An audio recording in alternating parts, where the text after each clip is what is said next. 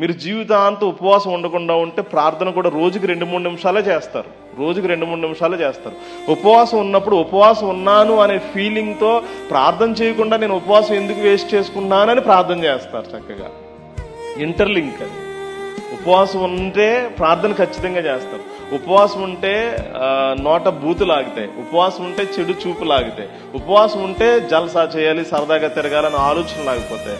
వస్తువులు కొనుక్కోవాలి, బంగారం కొనుక్కోవాలి, చీరలు కొనుక్కోవాలని ఆగిపోతాయి. మీరు నిజంగా ఉపవాసం ఉండండి. శుక్రవారం, శనివారం 3 రోజులు ఉపవాసం ఉండండి. శనివారం ఎవడో శారీలు కొనడానికి వెళ్ళడు, శనివారం ఎవడో బట్టలు కొనుక్కోవడానికి వెళ్ళడు, ఆదివారం ఎవడు వడ్డాణం కొనుక్కోవడానికి బంగారం ఎవడు వెళ్ళడు, ఉపవాసం ఉన్న బుద్ధి ఉన్నవాడు ఎవడో వెళ్ళడు. ఉపవాసం ఉన్న వాళ్ళు ఎవరు. ఉపవాసం ఉంటే ఆ మైండ్ మారిపోతుంది, ఆ యొక్క ఆలోచన మారిపోద్ది, ఆ ధ్యాస మారిపోద్ది, ఆ ఉద్దేశం మారిపోద్ది. ఉన్న 3 రోజుల్లోనే ఇంత ఎఫెక్ట్ ఉంటే అస్తమాన ఉపవాసంలో ఇంకెలా ఉంటుంది, మొత్తం చచ్చిపోతాయి అన్ని కూడా. డబ్బులు బోల్డ్ అంత సేవింగ్, గొడవలు కూడా రావు, ఏమి రావు.